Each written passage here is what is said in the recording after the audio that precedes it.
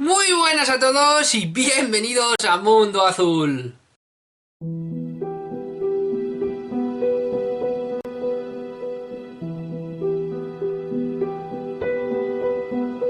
Bueno, pues ya estamos aquí un día más y hoy, tal y como reza el título del vídeo, vamos a hablar de un libro que para mí, desde luego cuando lo compré, cuando lo leí y cuando un poco me sumergí en sus páginas, me dejó estupefacto.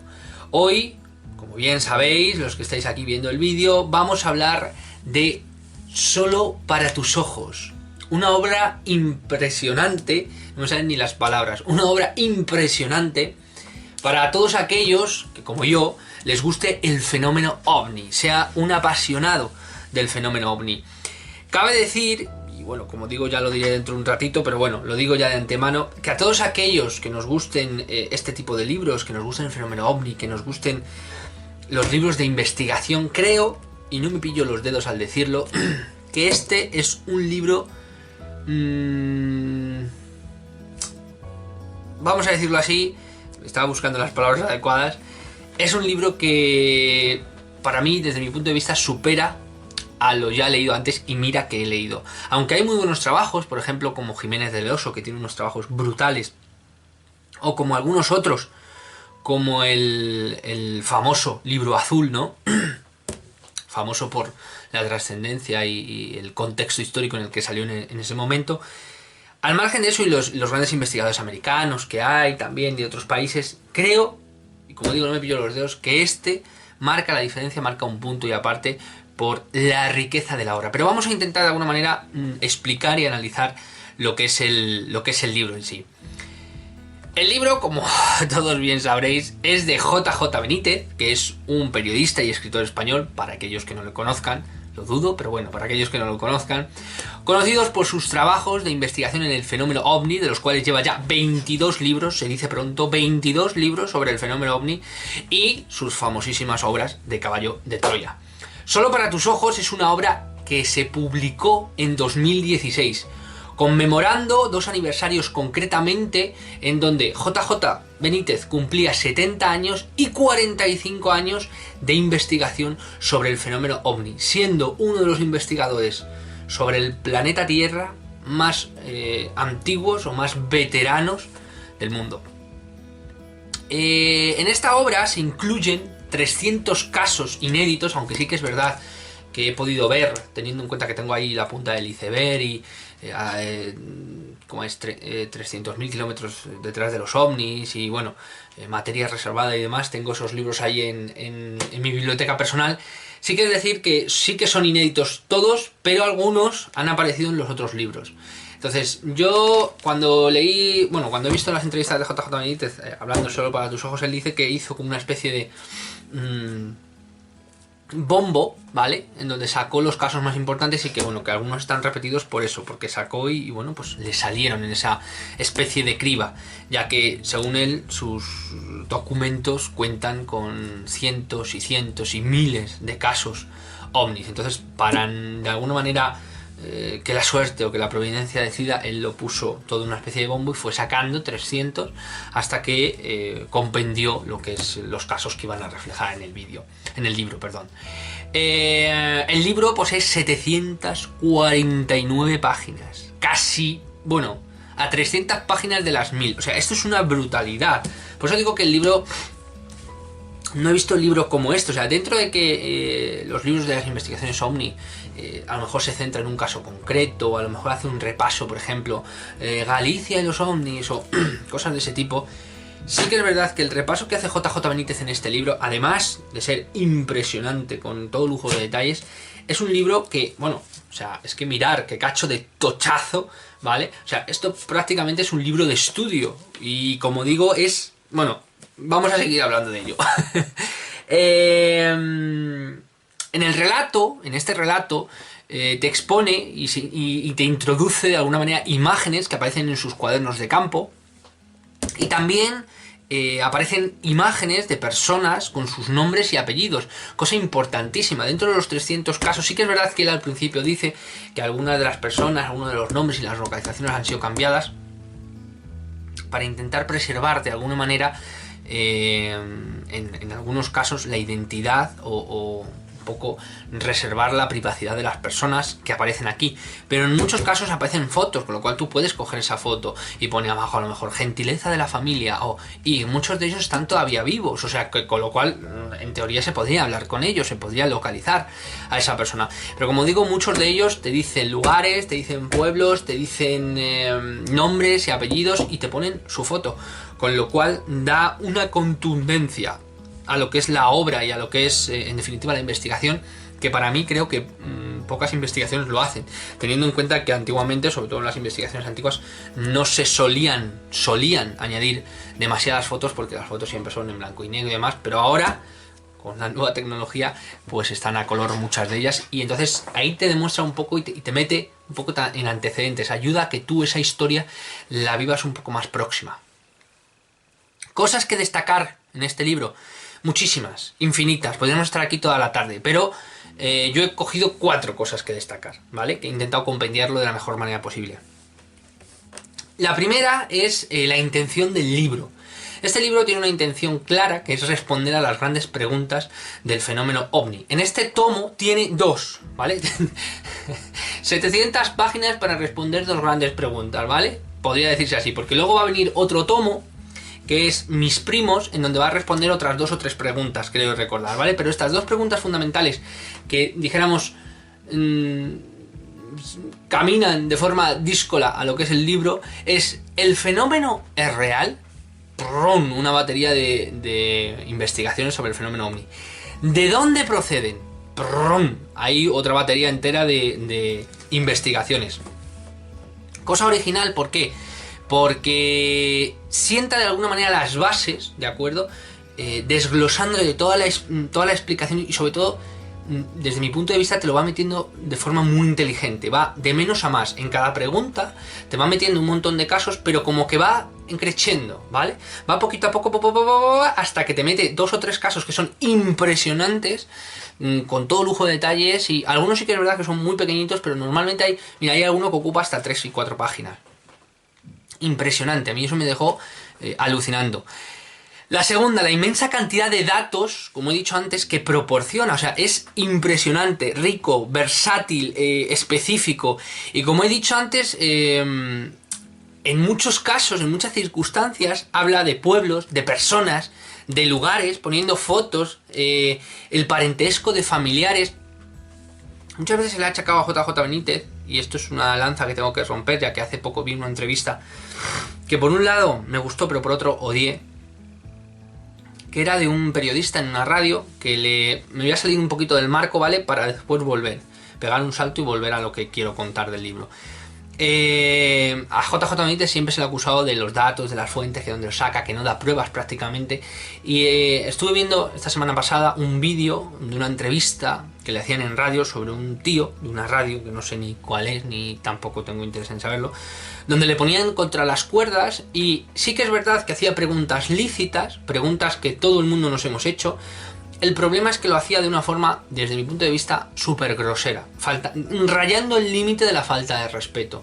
O sea, tú puedes preguntar, y os aconsejo que veáis esa entrevista, porque para los detractores de JJ Benítez les ha encantado, y para los que seguimos un poco su obra, al margen, que esto es otra cosa que tengo que aclarar, o sea, que yo siga la obra de JJ Benítez no significa que yo no vea lagunas, o yo no me haga preguntas, o yo no tenga mi propia opinión, que a lo mejor no tiene por qué ser con la de JJ Benítez. Yo en muchos casos que yo también estoy investigando sobre el fenómeno OVNI, no tienen nada que ver con lo que está haciendo JJ Benítez, pero por eso no desmejoro todo lo que veo y todo lo que aquí pone, y sobre todo, al margen de JJ Benítez, me merece un respeto él como persona. O sea, el respeto a las personas no hay que perderlo nunca. JJ Benítez tiene más de 70 años. Podría ser fácilmente mi padre o casi mi abuelo. O sea, a una persona mayor no hay que faltarle el respeto nunca, bajo ningún concepto. O sea, ni a una persona mayor, ni a una persona joven, ni a nadie. Pero básicamente sí que es verdad que te otorga cierta veneración una persona un poco más mayor, ¿no? En esta entrevista, como digo, prácticamente se le falta el respeto, pero de forma brusca. Con esa suspicacia que alguna vez generan las entrevistas estas aceitosas, amarillistas, que te dice sin decir las cosas, que te deja entender y que te lanza pullas constantemente, pues así. Claro, obviamente JJ Benítez en esta entrevista cada vez se va parapetando más en la autodefensa personal, ¿no? De alguna manera en levantar una barrera, un muro en contra de este periodista. Y bueno, por la entrevista a mí me pareció, lo primero, demasiado tensa, y lo segundo, agresiva. No me gustó por eso, porque era como, pues eso, como un sálvame, pues algo así parecido. Entonces, sí que es verdad que muchas de las preguntas yo estaba de acuerdo con el periodista, de acuerdo no como las decía, sino la pregunta en sí. Hay muchas dudas en torno a JJ Benítez, en torno a sus investigaciones, en torno a la fidelidad o a la fiabilidad de sus fuentes, y sobre todo que muchas de las cosas que dice cuadran con otras informaciones o otros libros, otras cosas que ya estaban antes de eso. Entonces, en cuanto a las preguntas, chapó. En cuanto a la manera de preguntar, es horrendo, es bochornoso, vomitivo. O sea, no creo que nadie se merezca que le hagan una entrevista así. Y creo que JJ Benítez tuvo demasiada educación, y yo particularmente le hubiera colgado el teléfono, básicamente. Cosa que le hubiera también dado una excusa para decir, es que JJ Benítez me ha colgado el teléfono, Bueno, entroncando con lo que quería contar, y por eso os estoy contando esta chaquetona. Siempre se le ha acusado de que no da casi prácticamente fuente, de que no da... Eso no es del todo cierto. Sí que es verdad que muchas cosas podría proporcionar más información, o de dónde la saca. Pero yo creo que JJ Benítez cabalga un poco en la línea de lo prohibido y de lo no. De alguna manera te da muchas de las informaciones que tiene, pero luego otras grandes informaciones, y muchas de ellas son importantes, se las guarda. Con lo cual mantiene al público y al espectador en una tensión de será, no será, y en definitiva, de alguna manera, eso es el halo de misterio ese que hay en torno a JJ Benítez. Eso yo creo que es lo que atrae un poco de él, ¿no? Esa duda, que la duda vende, ¿no? Pero bueno, en este libro tengo que romper una lanza a favor de JJ Benítez, porque muchos me habéis comentado en el vídeo de GOG y demás, que yo me puse un poco exaltado. Pues me puse, perdonad que os diga, me puse exaltado con toda la razón del mundo, porque en GOG patina y se cae con todo el equipo. Pero por ejemplo, igual que digo, para que veáis que yo soy imparcial totalmente, o intento ser lo más imparcial posible, igual que digo eso de GOG, digo que este libro para mí es impecable, es uno de los libros más impresionantes de investigación del fenómeno OVNI que yo me he podido topar. Y a lo mejor, como digo, no me pillo los dedos en decir que para mí ha sido el más impresionante. Mira que me he leído sobre el libro del fenómeno OVNI, mira que he estudiado, mira que... Pero este aglutina, compendia, sabe unir perfectamente lo académico o la cantidad de datos que hay con ese misterio, esa historia que te está intentando contar de fondo. Y en ningún momento, cosa también difícil, te vas de la pregunta. O sea, siempre está rondando en tu mente. O sea, todos los casos te ayudan a que esa pregunta quede en ascuas constantemente. No en ascuas de porque no se responde, sino en ascuas de que quede viva constantemente. Y cuando crees que se te va a responder, ¡pum!, pasa la siguiente pregunta. Es alucinante. El libro también, la información que compendia el libro, te hace un repaso del origen del fenómeno OVNI de España, pero también viaja por otros muchos países.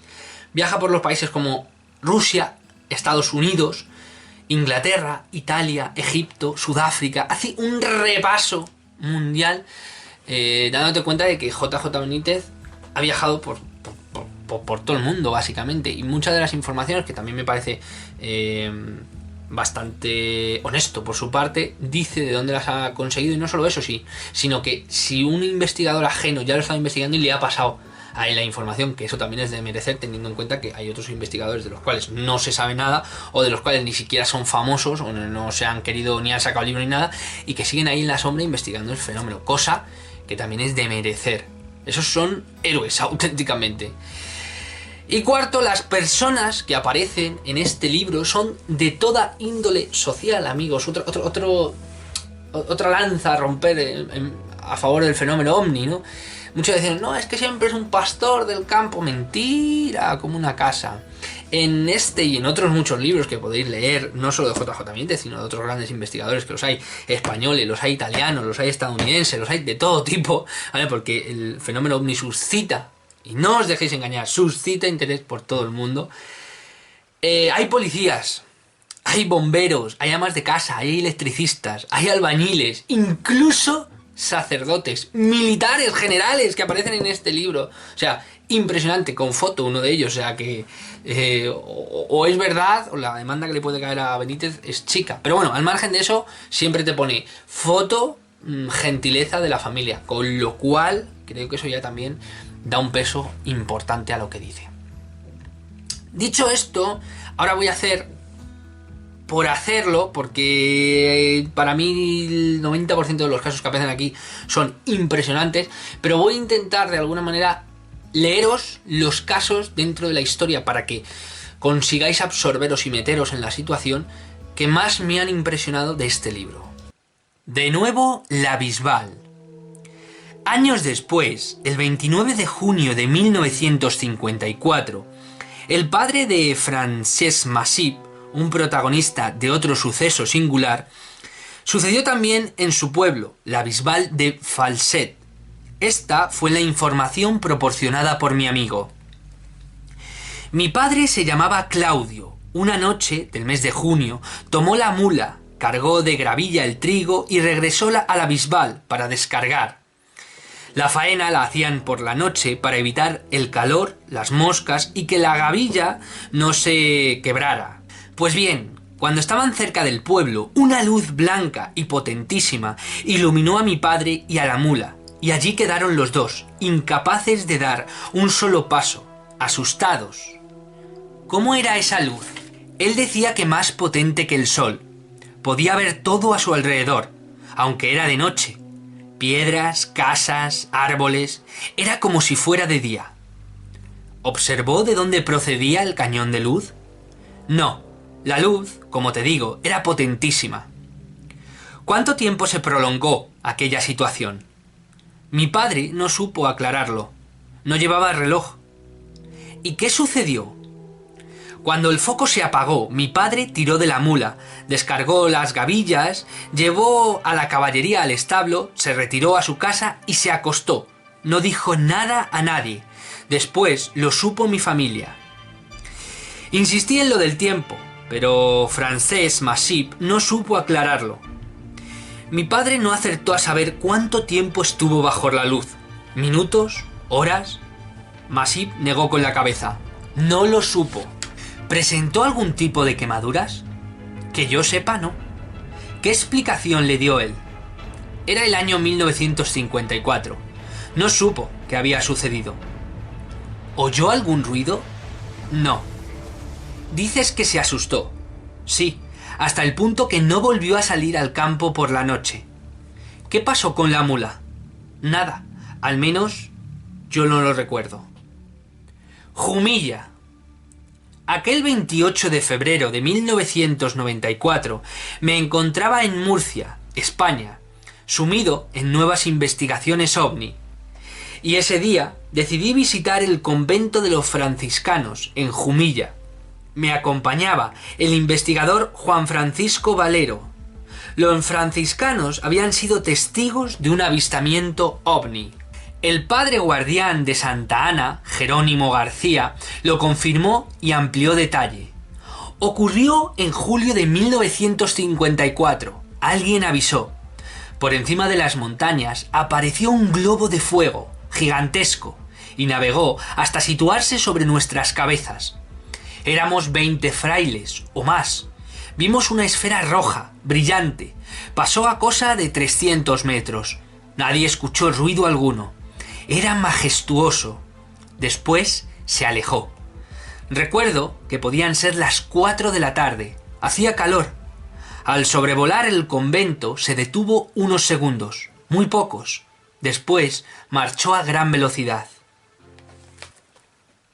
Corrales. 2 meses más tarde, diciembre de 1975, otro camionero se dio de bruces con 2 objetos volantes no identificados. Así me lo contó 3 años después. Me llamo Manuel Mazorra, aunque todos me llaman Lolo. Ocurrió la víspera de Nochebuena, en 1975. Conducía un camión MAN, salía de Santander con destino a Madrid. Transportaba 16 toneladas de aguas solares. Paré a cenar en Cabañas y pasé el Escudo a eso de las 9:30 de la noche y seguí hacia Madrid, feliz como una perdiz. Pero al llegar al pueblo de Paradores, pasado Corrales, llegó el susto. Lolo, vaya por delante, es un hombre valiente.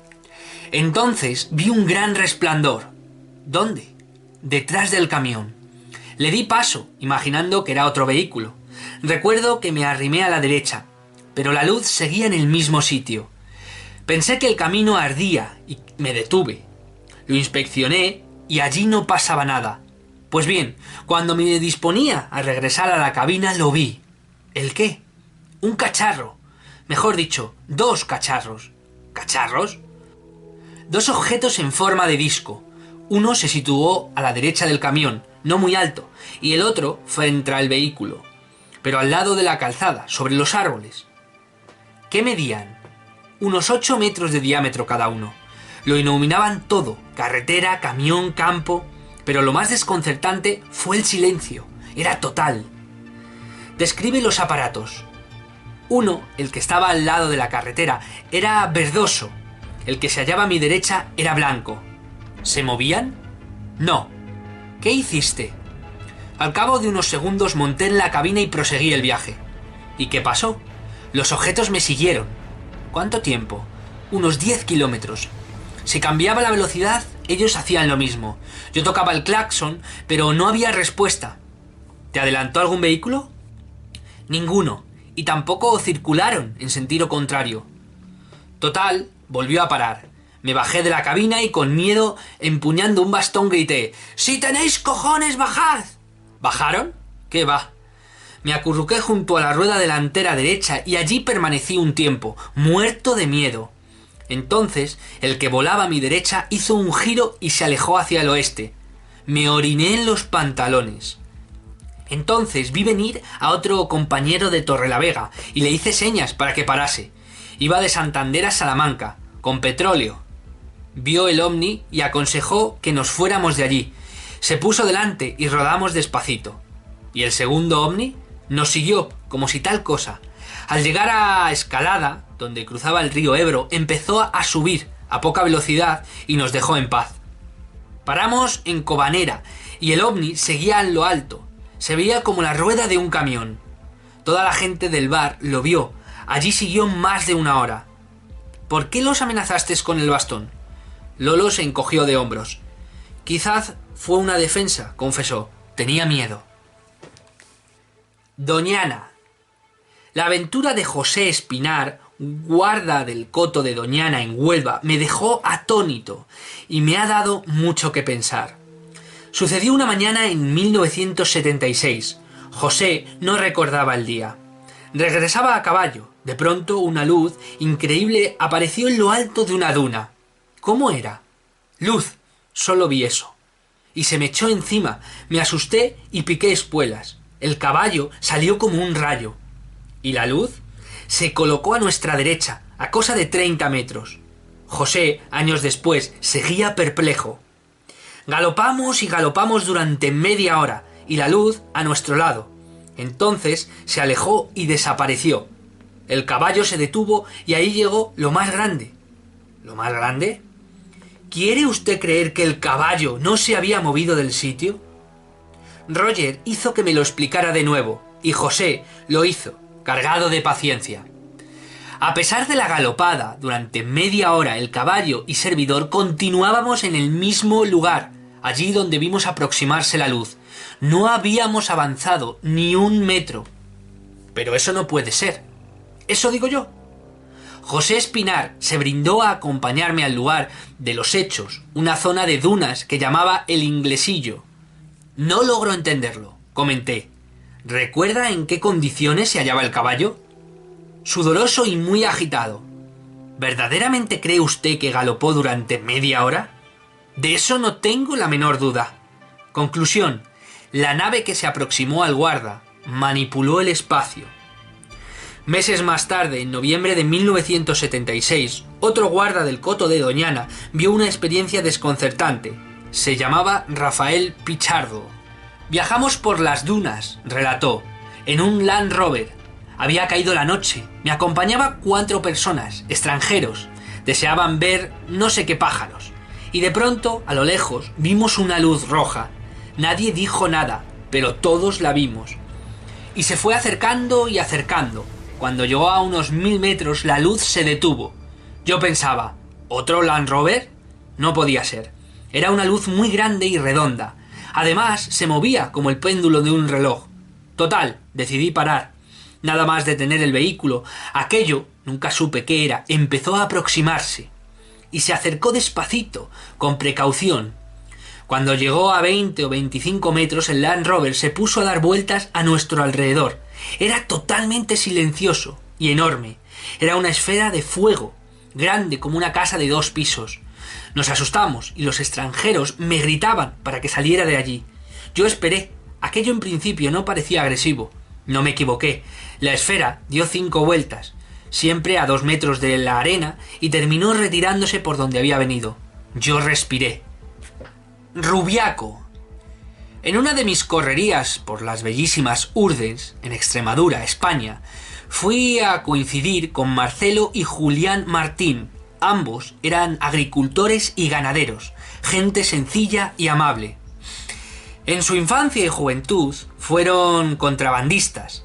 Era la época del extraperlo en España. Pues bien, mientras apurábamos un café, me contaron lo siguiente. Sucedió en la Nochebuena de 1940. Marchábamos los 3, Fausto, ya fallecido, Marcelo y servidor. El peso de la narración lo llevó Julián Martín. Éramos hermanos, prosiguió. Serían las 11:30 de la noche. Caminábamos con la caballería, con 100 kilos de harina.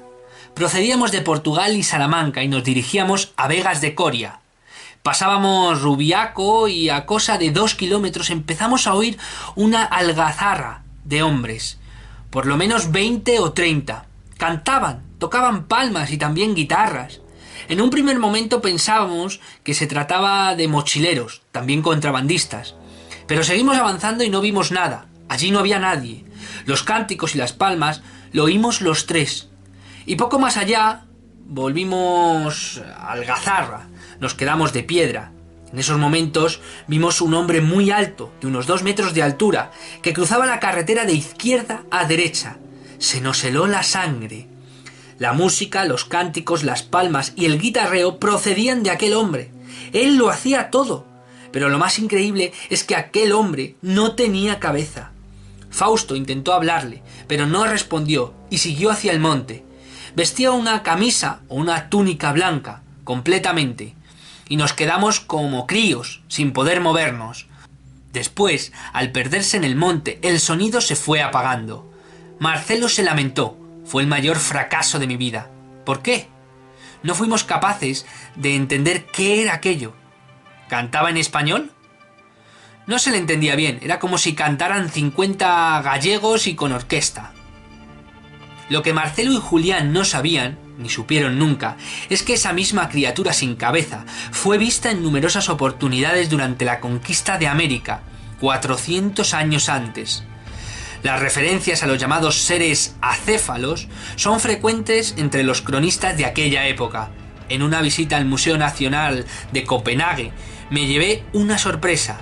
Allí se expone una figura de un acéfalo en marco de madera. Añover del Tajo.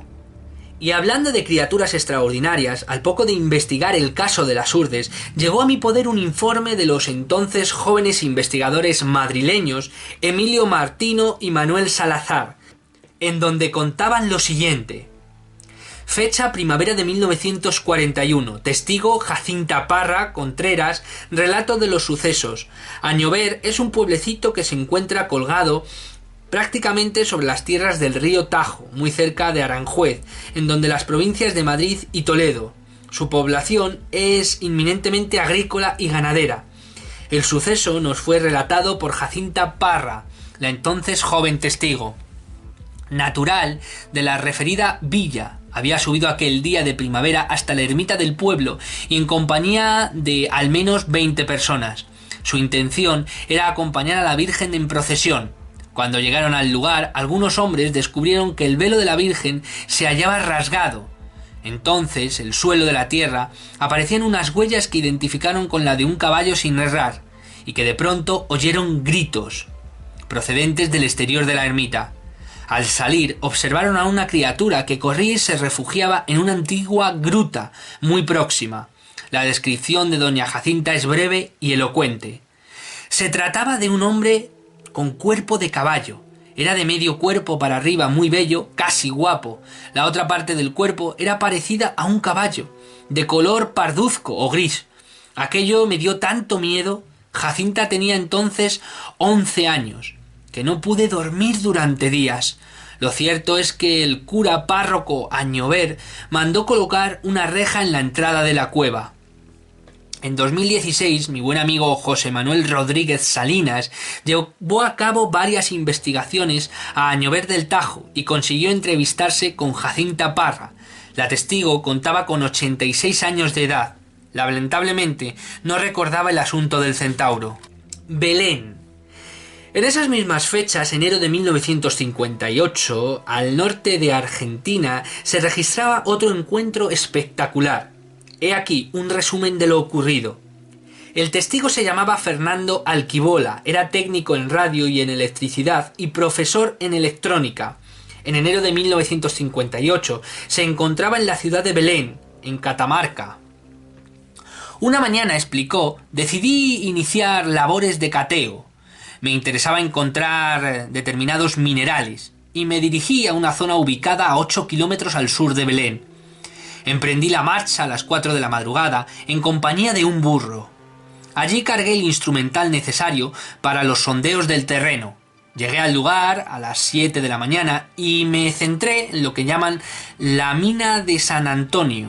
Caminé por el terreno a la búsqueda de minerales pilotos y a eso de las 12 hice un alto, descansé y comí algo. Hacía mucho calor, quizás 35 grados, y en eso estaba, almorzando, cuando empecé a oír un zumbido. Me alcé y miré, pero no vi nada. Era intermitente, procedía, al parecer, de una quebrada próxima. Y curioso, me encaminé hacia el sitio, pero al llegar al lugar ya no se escuchaba el zumbido. Exploré el terreno con la vista y distinguí algo que me desconcertó. En mitad de la nada había un edificio. Eso creí. Miré los mapas, negativo. En el Castro General de Minas no figuraba. Pensé en alguna instalación militar secreta. Se levantaba a 100 metros donde me encontraba. Podía tener 70 de largo por 20 metros de alto. Y me dije, esto no es un edificio. Se apoyaba en 3 patas y tenía ventanas a su alrededor. No vi a nadie y decidí aproximarme. Pura curiosidad. Cuando había avanzado 20 o 25 metros, observé algo. Por la parte superior del edificio surgió un periscopio, o algo así. Me detuve. Sí, son militares, seguí pensando. Primero dispararán y después preguntarán. Mejor no arriesgar. A los pocos minutos vi aparecer a alguien. Salió por uno de los extremos del edificio.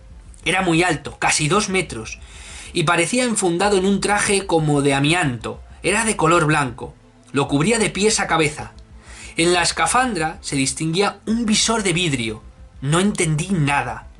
¿Dónde me había metido? En los mapas tampoco figuraba ninguna base o instalación militar. Nos observamos mutuamente durante algunos segundos, y fue cuando oí en mi mente una especie de gorjeo de pájaros. Al instante escuché en mi cabeza una voz. Hablaba en un español impecable, sin acento. Ordenó que me detuviera y preguntó quién era. Yo estaba confuso. Le grité cómo me llamaba y que en aquella zona de cateo en la que trabajaba, y pregunté qué clase de edificio era el que tenía a la vista. Lo increíble es que me hallaba a cosa de 70 metros del individuo y sin embargo le oía como si estuviera a 1 metro. No es ninguna instalación militar terrestre, replicó el del traje de amianto. Y yo mismo me respondí, entonces será naval. Y pregunté si podía pasar al otro lado del edificio para continuar los sondeos. No se mueva de ahí, respondió, y el ser tomó una cosa, una especie de linterna y apuntó a una roca. De la linterna salió una luz blanca, brillante, e impactó en la piedra, situada a 30 metros. y en cuestión de segundos la roca se desintegró. Sentí miedo. Aquello sin duda era una demostración de fuerza, y me quedé quieto, naturalmente. Durante unos segundos solo hubo silencio. Finalmente pregunté: ¿qué tipo de arma es esa? Energía pura, replicó el tipo. A continuación preguntó: ¿por qué cree que eso? Y señaló el edificio. Es una instalación militar. Por el color verde oliva, le dije, y por las características. Parece un laboratorio de investigación. Volví a percibir sonrisa burlona y respondió que se trataba de un vehículo espacial no humano. Hemos tenido problemas técnicos, pero estarán solucionados en breve tiempo. Entonces pregunté si el zumbido que había oído se debía a estos problemas técnicos. Dijo que sí. Repasé el edificio y a la búsqueda de motores o toberas, pero no hallé nada, y pensé que mi interlocutor me estaba tomando el pelo. En mi cabeza se repitió la sonrisa de burla y escuché: el sistema de propulsión no es conocido por ustedes. Y al observar el edificio con detenimiento recordé el asunto de los ovnis. Trabajé durante un tiempo en USA y había leído algo al respecto. Era un aparato enorme, tenía que pesar toneladas. El otro leyó mi pensamiento y contestó: hace más de 20.000 años que visitamos su planeta. ¿De qué lugar vienen?, pregunté con timidez, y aseguró que procedían de nuestra galaxia, de un sistema planetario con 2 soles. Pregunté el nombre de los soles y el planeta, pero no entendí sus palabras. Solicité entrar en la nave. Tenía curiosidad, y él replicó: ¿pretendes tener 600 años de la noche a la mañana? ¿Qué quieres decir? Lo que usted puede ver ahí dentro es inimaginable para su mente. Nos separan 50.000 años de civilización. Y me puso un ejemplo. La mosca de mayo vive 8 horas terrestres, explicó. Si nace a las 8 de la mañana, a las 4 de la tarde muere. Es decir, que pasa por la infancia, juventud y madurez en 8 horas. Ese es el tiempo del ser humano respecto a nosotros. Y hablamos de otros asuntos: la Atlántida, la esfinge egipcia, la velocidad de la luz. Después me indicó que me ocultara por detrás de la quebrada, que me lanzara al suelo y me tapara los oídos. Así lo hice y volví a sentir el zumbido, pero más agudo. Y noté una fuerte presión en la cabeza. La presión se prolongó durante medio minuto. Levanté la vista y el edificio, a cosa de 300 metros de altura, tenía forma lenticular y brillaba como el metal. Estaba inmóvil en el espacio. Por la parte de arriba brillaba un rojo sangre. Segundos después se dirigió hacia el noreste y desapareció de mi vista. Quedé muy impresionado. Los investigadores preguntaron sobre la Atlántida y Arquibola repitió lo que le había dicho el astronauta. La habitaban unos seres de casi 4 metros de altura. Era una isla en mitad del océano. Un colapso sísmico la hizo desaparecer. En cuanto a la esfinge, la criatura afirmó que hace miles de años otra expedición de su mundo descendió de Egipto. En cuanto a la esfinge, la criatura afirmó que hace miles de años otra expedición de su mundo descendió en Egipto. La mandaba una mujer. La gente moría a consecuencia de una epidemia y los nuestros les ayudaron, salvando muchas vidas. En agradecimiento a esa mujer levantaron la famosa esfinge. Bueno, pues como veis, esto es un poquito de lo que os vais a encontrar en Solo para tus ojos. Impresionante, alucinante, me he quedado de piedra. Y aquí termina el vídeo del análisis de Solo para tus ojos, un vídeo espectacular, impresionante.